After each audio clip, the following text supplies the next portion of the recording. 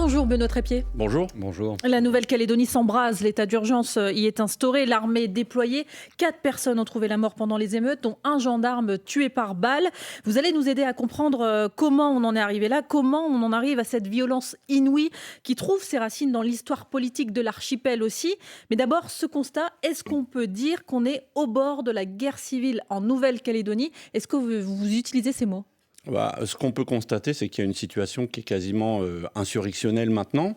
Toute la question va être de savoir si la situation va continuer à dégénérer dans un cycle interminable de violence, répression, etc. Ou bien si les appels au calme vont être entendus rapidement. Ce qu'on sait, c'est qu'il y a des appels au calme qui sont lancés par tous les responsables politiques de tous les bords, qu'il y a un travail de terrain effectué notamment par l'ensemble des structures militantes locales pour calmer les gens, pour essayer de retenir, la colère. Donc on verra a posteriori si c'était le début d'une guerre civile ou pas. On ne peut pas le dire aujourd'hui. Il faut dire à quel niveau de violence on est. On a donc des morts par balle, des maisons incendiées, des attaques à la hache, des milices qui rôdent. C'est ce que rapporte le ministère de l'Intérieur. Une telle flambée de violence avec des morts de part et d'autre, c'est du jamais vu ? Si, c'est du déjà vu. Dans les années 80, il s'est passé exactement la même chose à partir de 1984 et les causes produisant les mêmes effets, c'est exactement le même système. Ça veut dire qu'on retourne 40 ans en arrière ? Complètement. C'est-à-dire que, et alors, ce qu'il faut quand même dire, c'est que c'est tout sauf une surprise. C'est-à-dire que ça fait 3 ans que tout le monde alerte le gouvernement sur le problème de sa méthode qui consiste à passer en force à la place de privilégier le consensus. C'est ce type de passage en force sans consensus qui a déclenché la guerre civile des années 80. Et à propos de passage en force, le fait de déployer l'armée, c'est évidemment pas neutre, ne serait-ce que symboliquement ? Ah bah évidemment, déclarer l'état d'urgence en Nouvelle-Calédonie, là encore, ça s'est passé en 1985. Donc c'est la même histoire et c'est directement lié à cette incapacité ce choix politique de ne pas discuter de façon impartiale et neutre avec tous les partis en présence. Mais on l'entendait, les soldats ils disent eux-mêmes, on n'est pas là pour faire du maintien de l'ordre. Le fait qu'il y ait des soldats en armes comme ça autour de l'aéroport, comment ça peut être interprété de part et d'autre par les différents camps ? Ça renvoie, disons, à la militarisation du conflit. Et ça encore, ça fait écho non seulement à la révolte des années 80, mais bien avant à toutes les guerres coloniales qui se sont déployées en Nouvelle-Calédonie. Parce qu'en fait, tout le problème, c'est qu'il y a une situation coloniale qui n'est pas réglée et qu'on sait que, même si ça paraît anachronique de dire ça en 2024, mais qu'un contentieux colonial en Nouvelle-Calédonie se règle traditionnellement depuis 150 ans par l'armée française. On va revenir sur le fond de ce qui se passe sur l'histoire politique de l'archipel. Mais quelles sont d'abord les forces en présence ? Qui sont les émeutiers ? De qui on parle ? J'ai du mal à le savoir puisque je suis à Paris comme vous, donc je ne reçois que des informations lointaines, indirectes par mes proches, etc. Oui. Ce qui semble apparaître, c'est que d'une part, il y a toute une partie de la jeunesse kanak urbaine qui était déjà, disons, sur les braises et depuis très longtemps en Nouvelle-Calédonie, parce que la Calédonie est une poudrière depuis longtemps, d'une part, et puis d'autre part, il y a des espèces de milices d'autodéfense, des quartiers qui se sont constitués. Et comme la Calédonie est par ailleurs un pays très armé, où il y a beaucoup d'armes à feu, cette situation dégénère. Pourquoi il y a beaucoup d'armes à feu ? Il y a beaucoup d'armes à feu parce qu'en Calédonie, la pratique de la chasse, c'est une pratique extrêmement répandue et pour le coup, c'est bien quelque chose qui rassemble toutes les communautés. Donc il y a énormément de fusils. En revanche, ce qui a été constaté depuis 3 ans et depuis que le gouvernement a fait dérailler le référendum et en particulier dans les derniers mois, les dernières semaines, c'est que les armuriers, elles ont été dévalisées. C'est-à-dire que c'est tout sauf une surprise. On voyait bien que la tension montait sur le terrain et les appels à la sagesse au gouvernement ont été lancés de toutes parts pour calmer le jeu plutôt que de continuer. Ça n'a pas été choisi. On en voit les conséquences aujourd'hui. Je prolonge la question de Salia sur les forces en présence.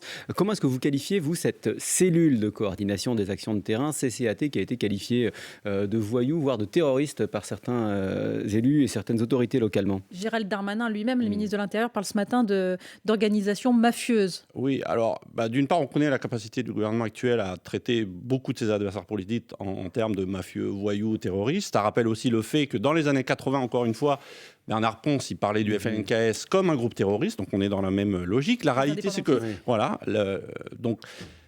la réalité, c'est que la CCAT, c'est une organisation de mobilisation sur le terrain qui est une émanation des principaux partis indépendantistes et qui a été mise en place depuis à peu près 6 mois, suite au discours notamment d'Emmanuel Macron en juillet 2023, qui a explicitement dit à Nouméa que les 3 référendums avaient réglé la question, que donc on allait ouvrir le corps électoral sans plus d'ouverture sur la discussion avec les indépendantistes. C'est une organisation politique. En pratique, ce que je veux dire, c'est que la CCAT, depuis 3 mois, elle a multiplié les manifestations pacifiques, qui étaient extrêmement familiales, qui étaient dignes, qui ont été des grands moments finalement d'affirmation identitaire. Il y a des troupes de danse qui sont allées, des familles entières, etc. C'est tout sauf une bande de voyous. Alors comment ça a dégénéré ?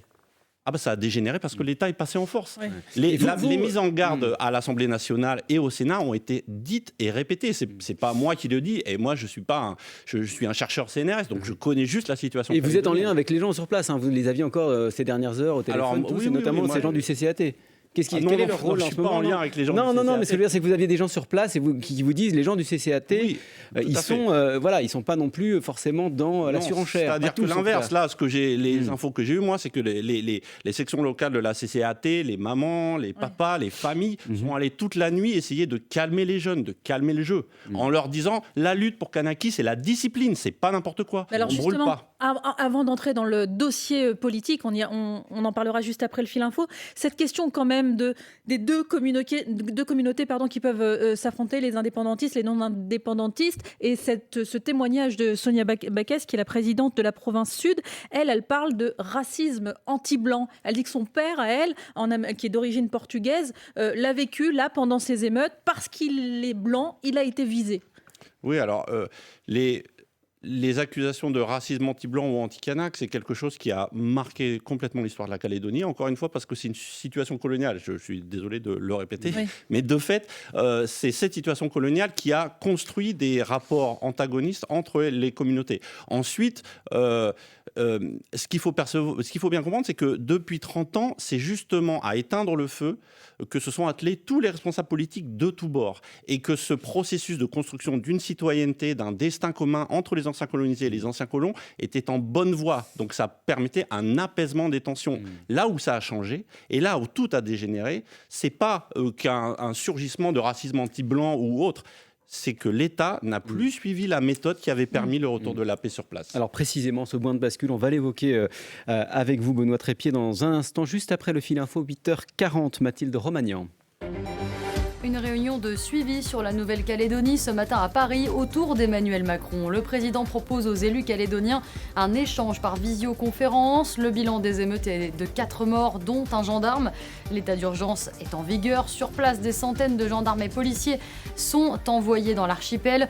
TikTok, réseau social utilisé par les émeutiers, est interdit. Selon le ministre de l'Intérieur, 350 enquêteurs de la police judiciaire sont mobilisés pour retrouver Mohamed Amra, prisonnier en fuite. Après l'attaque d'un fourgon il y a 2 jours, 2 agents pénitentiaires ont été tués. Les syndicats appellent à une nouvelle journée de blocage des prisons aujourd'hui. Le Premier ministre slovaque Robert Fico est toujours hospitalisé, mais ses jours ne sont plus en danger. Il a été opéré après avoir été touché par balle. L'assaillant, lui, a été arrêté.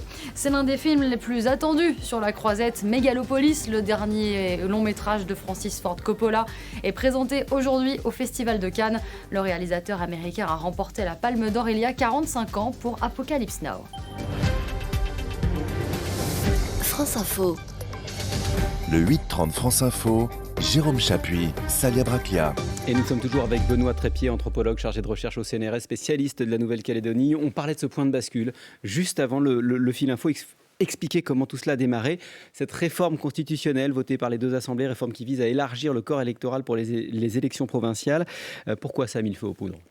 Alors parce que la question du corps électoral, elle est décisive en Calédonie, et c'est déjà cette question qui avait mis le feu aux poudres dans les années 80.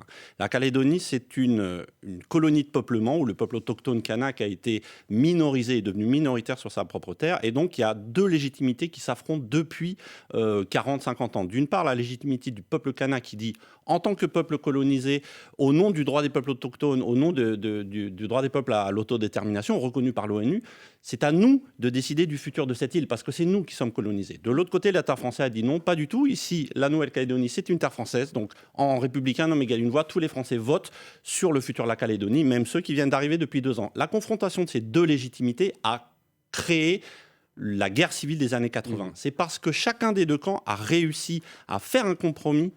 c'est-à-dire les Kanaks, à ouvrir leur droit à l'autodétermination à ceux qu'ils ont appelés les victimes de l'histoire, c'est-à-dire les descendants des colons, les gens qui sont devenus de ce pays plus ou moins malgré eux, d'une part, et que d'autre part, l'État a compris qu'on ne pouvait pas laisser voter tout le monde, qu'il y a eu un point d'accord, un point de compromis sur le corps électoral. Et c'est ça qui a ramené la paix. Donc depuis qu'on sait ça, on sait pertinemment que toucher au corps électoral, c'est sans un accord global et un compromis général, c'est déterrer l'âge de guerre. C'est tout le monde le dit et le répète depuis des années. Donc Mais il dans ne le fallait fond- pas y toucher. Oui, dans le fond, si on regarde bien la réforme constitutionnelle, il faut savoir en quoi elle consiste. En fait, le but, c'est d'élargir effectivement le corps électoral, permettre à ceux qui sont là depuis plus de 10 ans, ceux qui habitent depuis plus de 10 ans en Nouvelle-Calédonie, de pouvoir voter aux élections locales.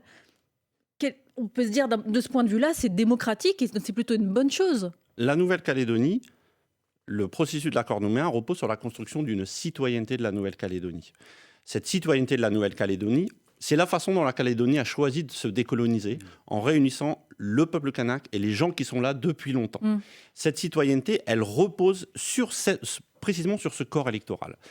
À partir de là, maintenant qu'on est au terme de l'accord de Nouméa, la question évidemment qui se pose, c'est qu'est-ce qu'on fait de ce corps électoral ? C'est-à-dire, finalement, qu'est-ce qu'on fait de cette citoyenneté calédonienne ? Donc il faut inventer une sorte de code de la citoyenneté de la Nouvelle-Calédonie, parce que comme dans tous les pays, il faut bien penser aux façons dont on acquiert la citoyenneté. Le problème n'est pas que les indépendantistes ne veulent pas qu'on touche au corps électoral, pas du tout. Ils disent, bien sûr qu'on va en discuter, mais à deux conditions. C'est que ce soit à l'intérieur d'une discussion globale sur qu'est-ce que devient ce pays, notamment l'autodétermination, d'une part, et deuxièmement, que ce soit nous, les Calédoniens loyalistes et indépendantistes, qui en décidions. Ce n'est pas à Paris de décider de ça, puisque là, ce qui s'est passé, c'est que l'Assemblée nationale et le Sénat ont voté ça, alors que l'immense majorité des parlementaires ne sont pas au courant du dossier calédonien et des enjeux que ça soulève. Et c'est de ça dont on va parler tout à l'heure avec Emmanuel Macron à l'Élysée au cours de cette réunion qu'il a convoquée là dans la nuit. Avec les élus, ouais. Je sais pas, j'ai pas eu Emmanuel Macron récemment au téléphone, je peux pas vous dire. Non, mais la question qui se pose, c'est est-ce qu'il y a des gens de bonne volonté aujourd'hui parmi les élus d'un côté et de l'autre qui sont prêts à rouvrir le jeu, puisque vous nous dites que ce jeu est complètement fermé du fait du vote de l'Assemblée nationale avant-hier. Il y a toujours eu... alors oui, la réponse clairement c'est que oui, en fait, il n'y a personne parmi les élus locaux de Nouvelle-Calédonie qui veut un retour à la guerre civile. Ce qui s'est passé, c'est que depuis 3 ans, en particulier les mouvements loyalistes les plus durs ont convaincu le gouvernement français, je ne sais pas dans quel ordre, mais que ça passerait, la méthode du passage en force passerait. C'est ce qu'a dit le rapporteur Nicolas Mesdorf, c'est ce qu'a dit Sonia Baquès, qui était quand même rentrée au gouvernement de Madame Borne, ce qui est un signe, si vous voulez, du changement. Ça a été très mal interprété, oui. Oui, enfin, ou très bien interprété, ça dépend comment on voit les choses, mais en tout cas, c'est assez transparent. Donc ce qu'on comprend, c'est qu'il y a un gros problème de méthode au niveau du gouvernement pour mener à bien cette réforme constitutionnelle. Là, Emmanuel Macron dit... Normalement, quand les deux assemblées votent le texte dans les mêmes termes, je convoque dans la foulée le Parlement en congrès. Mais là, il va attendre un peu. Il va attendre la fin du mois de juin, le temps que le calme revienne, qu'il puisse discuter avec tout le monde. C'est plutôt sage ce qu'il décide ? Alors, je pense que la vraie solution de sagesse, c'était de ne pas voter ce texte à l'Assemblée nationale. Parce que qu'est-ce qui va se passer maintenant ? Maintenant, le président dit, vous avez jusqu'à mi-juin, fin juin pour négocier. Les loyalistes, eux, ils veulent l'ouverture du corps électoral. D'accord ? Les indépendantistes ne le veulent pas dans ces conditions-là. Si jamais la discussion n'aboutit pas, qu'est-ce qui se passe ? Le corps électoral est ouvert par le Congrès de Versailles. C'est-à-dire que la négociation, là, elle est profondément déséquilibré. C'est-à-dire que les loyalistes auront beau jeu de dire on ne parvient pas à avoir un accord, tant pis, il n'y aura pas d'accord, et donc c'est dégelé, et donc c'est notre position. C'est bien pour ça que ce qui a été dit et répété, et même à l'Assemblée nationale pendant 2 jours, c'est que voter ce texte, c'était dangereux pour la suite de la négociation, parce que ça a changé les bases du débat. Et ça changeait le rôle de l'État, c'est ça faisait de lui un arbitre qui n'était plus impartial. Oui, mais ça fait 3 ans que ça dure, puisque suite à la deuxième consultation référendaire, en fait, il y a eu un changement de stratégie de l'État au moment où Édouard Philippe a quitté Matignon, ce qui est sans doute pas un hasard. Et lors du 3e référendum, qui a eu lieu pendant la crise Covid, les Kanaks avaient demandé, en décembre 2021, les Kanaks avaient demandé un report de 6 mois, 9 mois, pour avoir le temps d'enterrer leurs morts, de faire une campagne électorale de porte-à-porte pour aller chercher les derniers abstentionnistes, et donc pour avoir un scrutin qui aurait été incontestable comme les 2 précédents référendums de 2018 et 2020. C'est une histoire de 6 à 9 mois de délai. Aujourd'hui, on est à 4 morts. À 4 morts, parce que l'État n'a pas voulu suivre une stratégie d'apaisement. Voilà. Le tout premier passage en force, c'était donc ce référendum. C'est à partir de là que et forcément, ce référendum, ce passage en force a fait que suite à ça, pendant un an, il n'y a plus de discussion politique parce que les indépendantistes ont dit l'État est sorti de sa position de neutralité. Et les indépendantistes avaient boycotté donc ce troisième référendum. Il y a un détail qu'il faut souligner quand même, Benoît Trépied, c'est que jusqu'ici, vous l'avez dit, le dossier avait été en charge de Matignon, avec Édouard Philippe. Là, c'est plus le cas. C'est Gérald Darmanin, le ministre de l'Intérieur, qui s'en occupe. Il faut à tout prix que Gabriel Attal reprenne la main ? Il faut à tout prix qu'il y ait d'autres acteurs qui reprennent le dossier. Donc, M. Darmanin, il est complètement discrédité auprès des indépendantistes. Ça, c'est sûr et certain. Ce qui est demandé avec force, d'abord par les indépendantistes et puis maintenant par énormément d'autres voix, et même citoyennes, etc., c'est une mission de médiation qui est faite par des personnalités irréprochables et donc qui ne sont pas liées très directement à ce gouvernement. Ça existe, donc, à minima, il faut... Oui. Alors, écoutez, c'est assez simple. Édouard Philippe a été cité, Jean-Jacques Urvoas a été cité, c'est-à-dire des hauts fonctionnaires de l'État. D'anciens ministres, l'un de l'autre. Ministre de la Justice, Jean-Jacques Urvoas. Enfin, je veux dire, c'est même Jean-Marc Ayrault, Manuel Valls et Édouard Philippe l'ont dit lors des débats. Donc, c'est pas une vue de l'esprit et c'est pas une position des indépendantistes. Il y a un certain nombre de gens dans le personnel politique en France qui connaît le dossier calédonien. Ces gens-là ne sont plus écoutés au sommet de l'État. Or, c'est à ces gens-là qu'il faudrait faire appel, puisque la guerre civile de 84-88, elle a été stoppée grâce à la mission du dialogue envoyée par Michel Rocard avec Christian Blanc à sa tête. Et des pasteurs, des responsables catholiques, des francs-maçons, des hauts fonctionnaires. Et c'est ces gens-là, dotés d'une autorité morale, qui ont réussi à renouer les fils du dialogue et à ramener la paix. On est dans le même schéma aujourd'hui. Benoît Trépied, anthropologue chargé de recherche au CNRS, spécialiste de la Nouvelle-Calédonie. Vous restez avec nous jusqu'à 9h. On vous retrouve juste après le fil info. Il est 8h50. Mathilde Romagnan.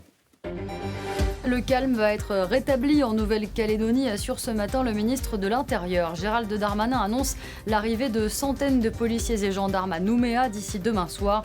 Il accuse aussi l'Azerbaïdjan d'ingérence dans l'archipel où l'état d'urgence est en vigueur. Les émeutes ont fait 4 morts, dont un gendarme. Emmanuel Macron propose aujourd'hui un échange par visioconférence aux élus calédoniens. Les syndicats appellent encore à bloquer les prisons aujourd'hui après la mort de 2 agents pénitentiaires dans l'attaque d'un fourgon il y a 2 jours. Les syndicats attendent des engagements écrits du ministre de la Justice avant de cesser leurs actions. Le prisonnier est toujours en fuite. Interpol a lancé un avis de recherche. Les syndicats de sapeurs-pompiers appellent à la grève aujourd'hui. Ils demandent plus d'effectifs, de meilleures conditions de travail et une meilleure prise en compte des risques du métier pour leur santé. La liste des joueurs retenus en équipe de France pour le prochain Euro de football sera dévoilée ce soir à 20h. Le sélectionneur Didier Deschamps pourra prendre jusqu'à 26 joueurs. L'Euro commence le 14 juin prochain en Allemagne. France Info.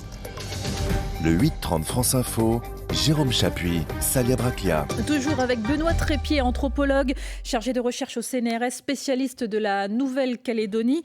Dans ce contexte d'émeute, ce matin, le ministre de l'Intérieur, Gérald Darmanin, accuse directement l'Azerbaïdjan d'ingérence en Nouvelle-Calédonie. Qu'est-ce que vous en pensez ?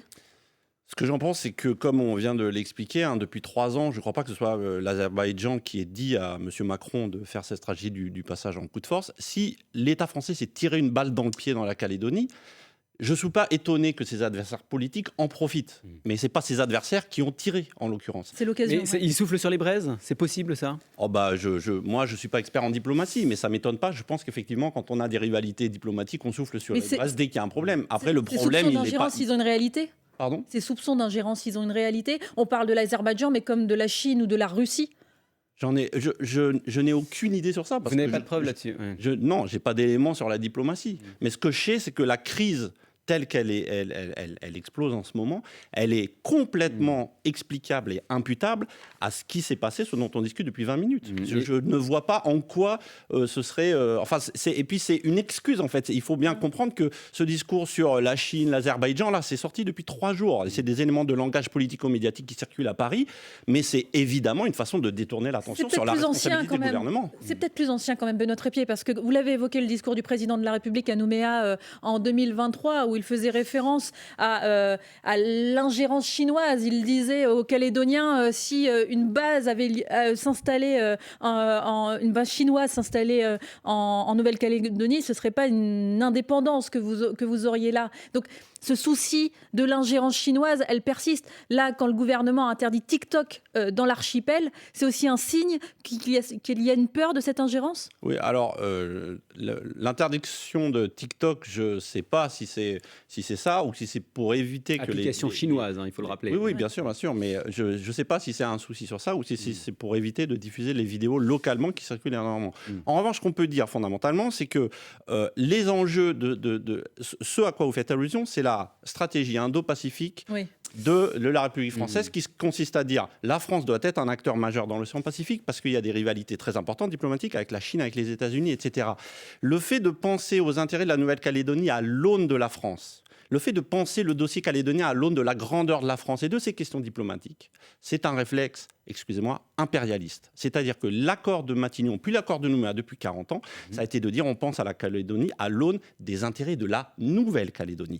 La Nouvelle-Calédonie, jusqu'à preuve du contraire, elle a été colonisée par la France, pas par la Chine. Ce qu'en disent tous les Calédoniens, c'est que le processus de décolonisation, il ne consiste pas à rompre avec la France, il consiste à renouveler la relation, à bâtir une relation entre deux peuples et deux pays souverains, amis, liés par une histoire calédonienne coloniale particulière qui est un fait, et de sortir d'un système de tutelle coloniale. Évidemment, pas pour tomber dans un autre système de tutelle coloniale qui serait la Chine, l'Azerbaïdjan, la Russie, Poutine ou autre. Le problème, c'est entre le peuple kanak et l'État français. Le pari de l'accord de Nouméa, c'est de décoloniser avec une réconciliation entre le peuple kanak et les anciennes communautés en renouvelant un nouveau rapport équilibré et décolonisé avec la France. Il est là l'enjeu, il n'est pas ailleurs. Pardon, mais la fin de la colonisation, la décolonisation, ça aboutit forcément à l'indépendance ? Non, précisément, l'ONU reconnaît que la décolonisation, ça peut être l'indépendance, mais ça peut être aussi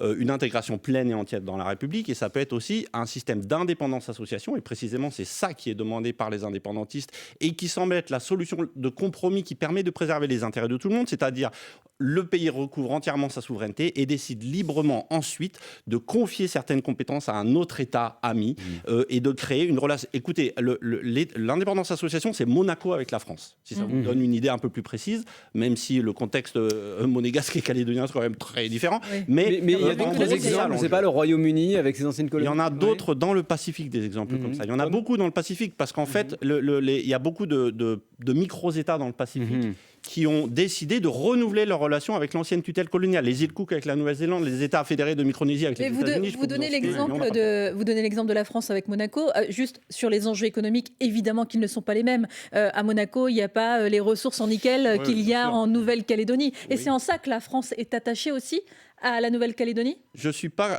Alors, en partie, très certainement, mais comme on le sait avec le Gabon et Elf, si vous voulez, l'indépendance n'empêche pas les relations économiques privilégiées, disons.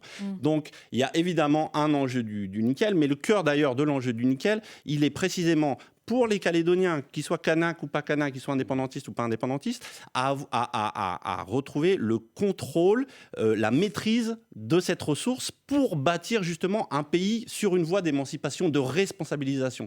Si cette émancipation, cette responsabilisation continue à se construire dans ce processus de décolonisation, il n'y a aucune raison que la Nouvelle-Calédonie rompe avec la France. En revanche, le passage en force paternaliste qui se passe en ce moment, c'est la meilleure façon de faire exploser la relation et de mettre le feu aux poudres, comme on le voit en ce moment à Nouméa. Mais parce que cette ressource du nickel qui est si importante pour le territoire, elle profite à qui aujourd'hui ? Alors, c'est un dossier compliqué. Il y a, si vous voulez, pendant toute l'histoire coloniale et pendant très longtemps, la grande majorité des ressources de nickel en Calédonie étaient exportées de façon brute à l'étranger pour être transformées. Et donc, la valeur de la création de richesse était faite là-bas. Il n'y avait qu'une seule usine à Nouméa. Voilà. Le pari depuis des accords de Matignon, précisément, ça a été de dire on fait des usines de nickel locales pour que la richesse reste locale et finance le pays sur une trajectoire d'émancipation. Cette logique d'investissement dans le secteur du nickel et de nationalisation en quelque sorte de ce domaine clé et stratégique, ça a été au cœur de la lutte indépendantiste. Ça a marché ou pas ? Si vous voulez, c'est un long processus et ça dépend des cours, mais ce qui est important de comprendre, c'est que ce discours a été notamment tenu parmi les indépendantistes en disant La lutte continue, après 88, la lutte continue, mais elle se déploie sur d'autres terrains. On range les armes, les affrontements, les meurtres, c'est pas ça. Maintenant, la lutte, pour nous, la décolonisation, c'est, ils disent, construire le pays, c'est-à-dire créer de la richesse, s'approprier les outils du nickel pour le bien commun de tous, parce qu'on a la chance, contrairement à d'autres pays ultramarins, d'être assis sur une ressource qui peut nous permettre une forme d'émancipation et d'être maître de notre destin. C'est cette lutte qui est portée. Il faut souligner qu'en ce moment, il y a une grosse crise économique dans le secteur du nickel, qui fait que les 3 usines sont en grande difficulté, et que de ce point de vue-là, il y a eu précisément au sein de l'État des discours de plus en plus importants en disant, écoutez, face à vos problèmes de trésorerie, il faut que vous réexportiez du minerai brut et que vous ne le transformiez pas sur place. Or, précisément, c'est un retour en arrière, et ça, on ne le dit pas du tout en ce moment, parce qu'évidemment, tout le monde est focalisé sur ces mafieux de la CCAT, comme dit M. Darmanin, mais ce qui se passe, c'est que toucher au pouvoir politique des gens du pays et des Kanaks, mais toucher aussi au pouvoir économique et à la stratégie économique. C'est ce qui se passe en même temps en Nouvelle-Calédonie, et ça n'a rien d'étonnant quand on reprend et qu'on met ça en perspective historique. La politique, l'économie, les enjeux identitaires aussi. Merci beaucoup de nous avoir aidé à comprendre cette crise complexe en Nouvelle-Calédonie. Benoît Trépied, chargé de recherche au CNRS.